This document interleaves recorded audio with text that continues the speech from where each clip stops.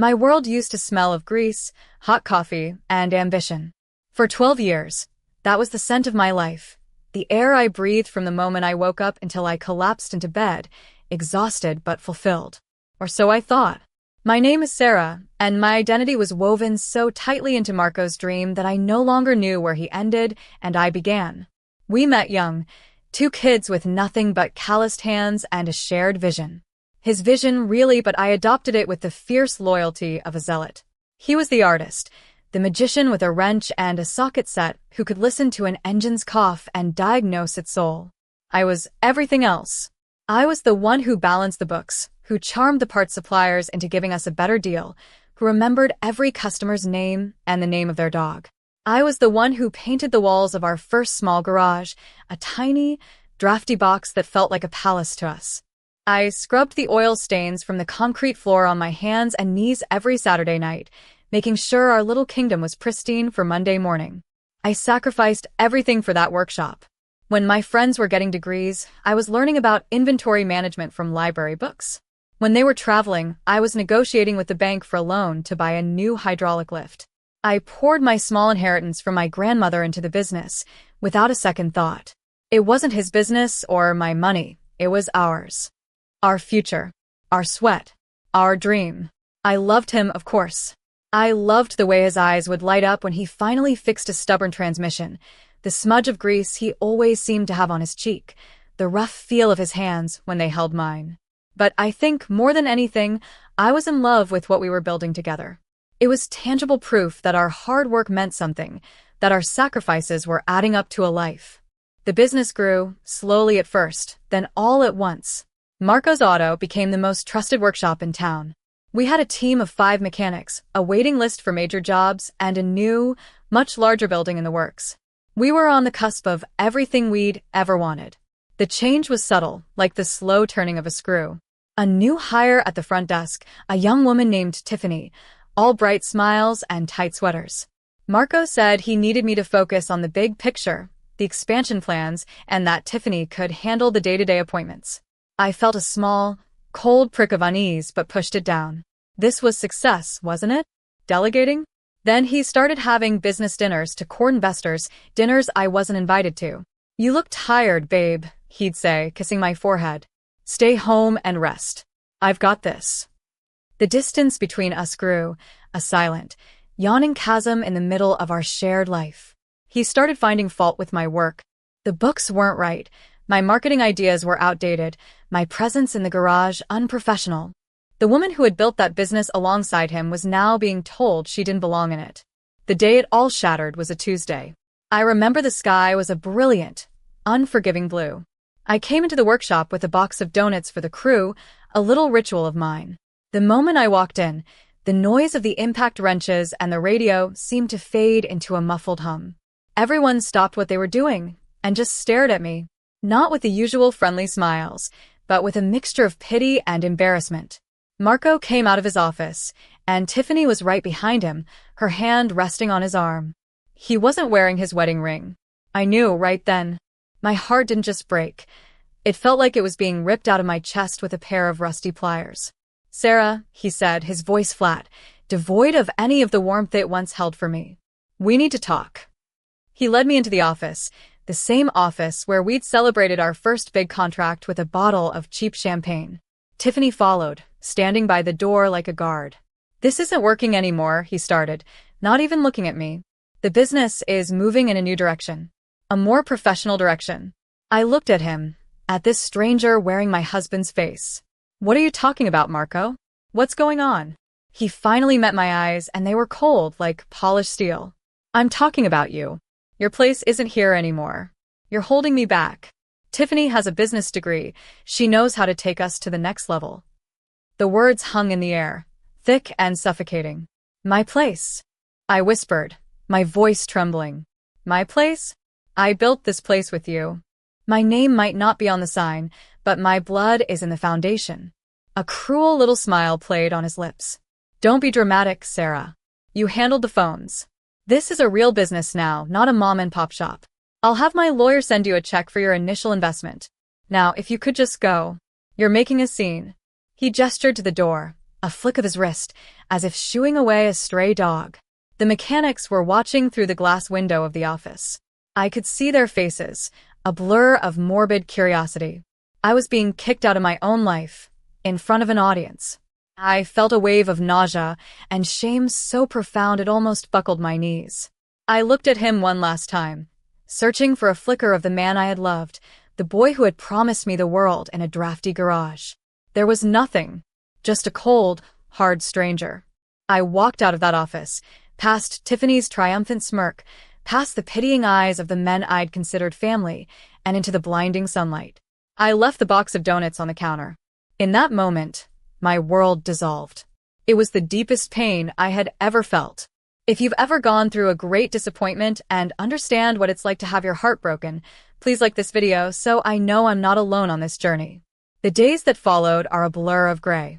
I stayed on a friend's couch, the springs digging into my back, a constant reminder of how far I'd fallen. Sleep was a luxury I couldn't afford.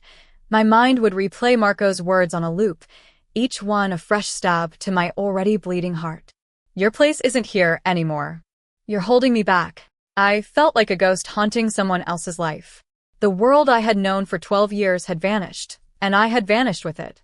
I had no job, no real resume, no savings of my own. Everything had been ours. The check from Marco's lawyer arrived, a pathetic sum that felt more like an insult than a settlement. It was enough to rent a tiny, damp basement apartment that smelled of mildew and regret. For weeks, I barely left it.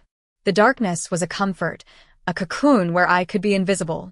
I'd just sit there, staring at the water stains on the ceiling, feeling my life force drain away. I was nothing, a discarded part, a failed experiment. The confidence I once had, the easy way I could talk to anyone, had evaporated.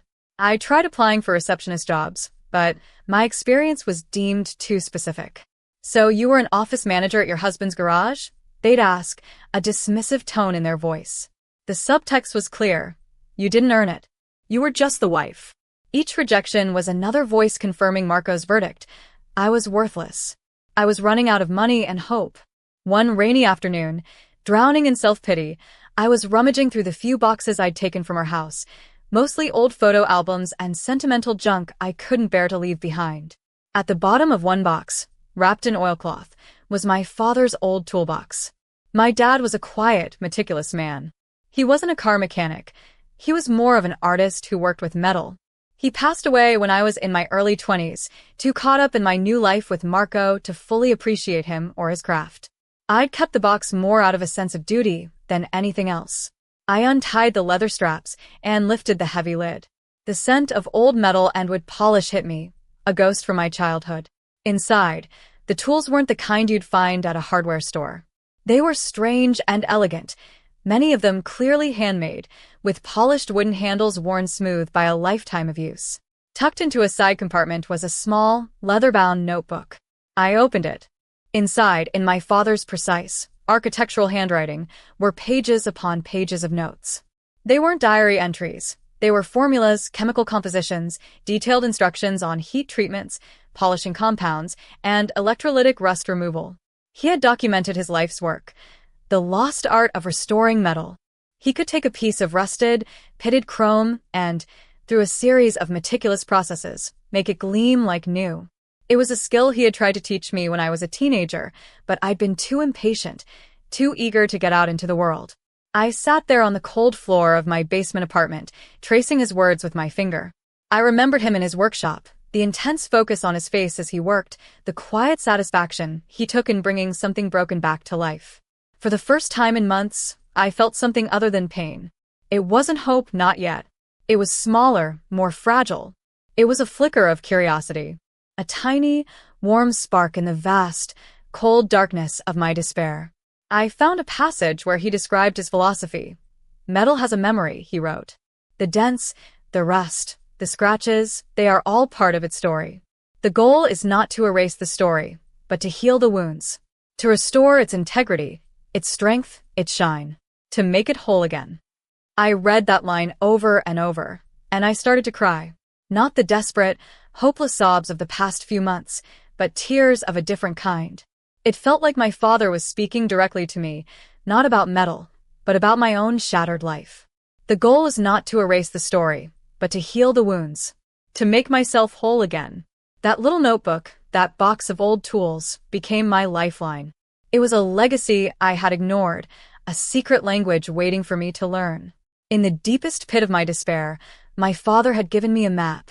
It wasn't a map back to my old life, but to a new one I would have to build myself. The path forward started in a place that felt both foreign and familiar, my father's old garage. After he passed, my mom had just locked the door and left it, unable to face the memories. It was now my sanctuary and my laboratory. It was musty and covered in a decade of dust, but it was mine. I spent the first week just cleaning, organizing his tools, deciphering the more cryptic parts of his notebook. My hands, which had grown soft from office work, quickly became calloused and stained. I started small, practicing on scraps of metal I found at the junkyard. My first attempts were disastrous. I burned a piece of steel, turned a chrome strip a sickening shade of yellow, and nearly took my own eye out with a rogue piece of wire from a buffing wheel. I failed over and over again. Every failure was a temptation to give up, to crawl back into the darkness of my apartment and accept my fate as the woman who got left behind. But then I would see my father's steady handwriting in the notebook, and I'd feel his quiet presence, encouraging me to try again. "Patience, Sarah," I could almost hear him say. "Respect the process." I learned to be patient. I learned to listen to the metal, to understand its language of stress and time. I spent every penny of my dwindling savings on supplies, on rare chemicals my father had listed, on a better ventilation system for the garage.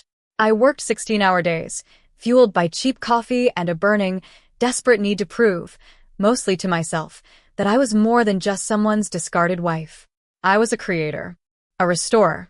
My first real project was a set of antique cabinet handles for a local furniture restorer. He was skeptical but desperate. I worked on them for 3 days straight, following my father's formulas to the letter. When I finished, the tarnished, pitted brass glowed with a warmth that seemed to come from within. When I delivered them, the old man was speechless. He stared at them, turning them over and over in his gnarled hands. "I haven't seen work like this since your father was alive," he said, his voice thick with emotion. "He paid me double what I asked for." That small victory felt bigger than any business deal I had ever closed for Marco. It was mine. I had made it with my own 2 hands, with knowledge passed down from my father. That furniture restorer became my first champion. He started telling his clients about the quiet woman in the old workshop who could work miracles with metal. The jobs started trickling in. A tarnished silver locket, a rusted hood ornament from a vintage truck, a set of brass fixtures from a historic home. Each project was a new challenge, a new lesson. I poured all my pain, all my anger, all my loneliness into my work. With every piece of metal I healed, I felt a part of myself healing too. The turning point came in the form of a man named Mr. Sterling, a wealthy collector of vintage motorcycles. He had a 1938 Brough Superior, a legendary bike, but a crucial piece of its chrome trim had been damaged and rusted through. He'd been told by experts all over the world that it was a lost cause, that he'd have to use a modern replica which would kill the bike's value. He heard about me through the grapevine, a last-ditch effort. He arrived at my dusty garage in a chauffeured car, looking completely out of place. He handed me the part, wrapped in velvet cloth, with the reverence of a knight presenting a holy relic. "They say you're the ghost of your father," he said. "They say you can do the impossible." I worked on that piece for 2 weeks. I barely slept. It was the most complex restoration I had ever attempted, requiring a multi-stage chemical bath and a delicate electroplating process my father had invented. There were moments I was sure I had ruined it. But finally, one morning, after the final polish, I held it up to the light. It was perfect. The gleam was deep and lustrous, not the cheap, bright shine of modern chrome, but the rich, silvery glow of the original. When I presented it to Mr. Sterling, he didn't say a word for a full minute. He just looked at the part, then at me, then back at the part. He wrote me a check with so many zeros on it, I thought it was a mistake. But more than the money, it was what he said that changed everything. "You don't just restore metal, my dear," he said, his eyes shining. "You restore its soul." He became my biggest advocate. He showcased my work to his network of wealthy collectors. Suddenly, I wasn't just a local secret anymore. I was getting calls from New York, from London, from Tokyo. My little one-woman operation exploded. I had to hire and train assistants. I moved out of my father's garage and into a proper, state-of-the-art facility. I named it Legacy Restoration. It was right there, with my own hands, that I began to rewrite my story. I stopped being the victim and became the author of my destiny. If my journey of overcoming is inspiring you, subscribe to the channel to follow the next chapters and be part of this community of new beginnings. Success feels different when you've built it from ashes. It's not just about the money or the recognition. It's a quiet, unshakable confidence that settles deep in your bones. Legacy Restoration became a name synonymous with perfection. We were a niche, high-end service, and the work was demanding, but my reputation was everything. I had built a team of artisans, many of them women who, like me, were looking for a second chance, a place to prove their worth. We were a family, forged in fire and chemistry. I had moved on. I rarely thought of Marco, and when I did, it was with a distant, detached kind of pity. He was a chapter in a book I had long since finished reading. Then one afternoon, my assistant buzzed my office. "There's a Mr. Marco Velez here to see you," she said, her voice laced with confusion. "He doesn't have an appointment." My heart didn't leap or pound. It just went still. A cold, calm quiet settled over me. "Send him in," I said.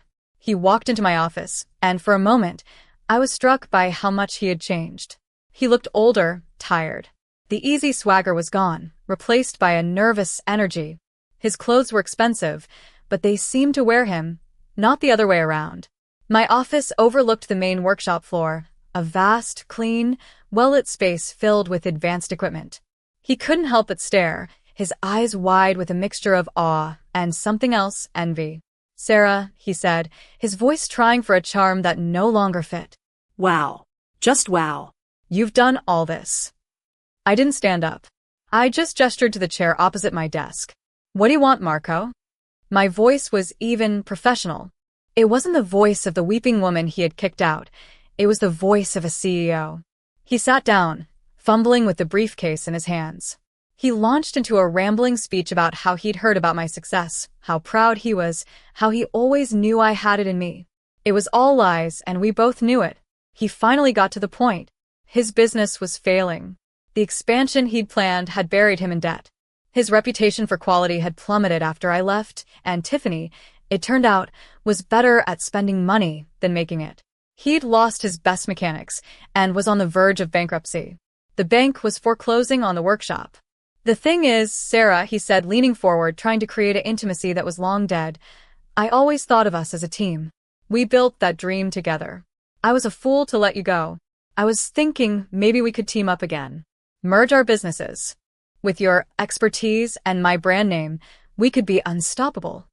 I listened, my face unreadable. I let the silence hang in the air after he finished, letting him squirm in it. When I finally spoke, my words were quiet, but each one was weighed with the truth of the last 5 years. "There is no us, Marco. You made that very clear. You didn't just ask me to leave a building. You threw me away. You took my work, my loyalty, my love, and you told me it was worthless. You told me I was holding you back." He started to protest, to make excuses, but I held up a hand. "Let me finish. The worst thing you ever did wasn't kicking me out. It was making me believe you were right. For a long time, I did believe I was worthless. But then I found something you could never take from me, my father's legacy and my own strength. This," I said, gesturing to the thriving workshop behind me, "this wasn't built with your brand name. It was built with my own 2 hands, on the foundation of the woman you tried to destroy." He looked defeated, a deflated version of the man I once knew. "So that's it? You won't help me?" I shook my head slowly. "It's not about helping you, or not helping you. We are simply on different paths. You made your choices, and I was forced to make mine. I wish you no ill will, Marco, but my life is here now, and there is no room for you in it." I stood up, a clear dismissal. As he walked to the door, he turned back, a last flicker of desperation in his eyes. "What's going to happen to the old place?" "The bank is selling the lot to some anonymous development group. They're going to tear it all down to build some fancy tech center. He said it with a sneer, a final attempt to wound me with the death of our dream. I gave him a small, sad smile. I know. Progress is a funny thing, isn't it? He left, and I watched him go, feeling not triumph, but a profound sense of peace. He was no longer a monster in my memory, just a man who had made a terrible mistake. He had no more power over me. The next month, there was a big public ceremony for the groundbreaking of the new Riverton Center for Technology and Innovation. It was a community project I had decided to fund, a place to give young people, especially young women, access to training in modern trades and design. As the main sponsor, I was asked to say a few words. From the stage, I could see the old Marco's Auto building across the street, a hollowed-out shell waiting for the wrecking ball. My speech was about the future, about new beginnings, about the power of building something new from the ground up. Today, I understand that the wounds of the past don't define who we are, but what we do with them does. I am immensely grateful that you have listened to my story this far. If it touched you, share it with someone who needs a little light and leave a comment with a word of strength and hope. Together, we are stronger.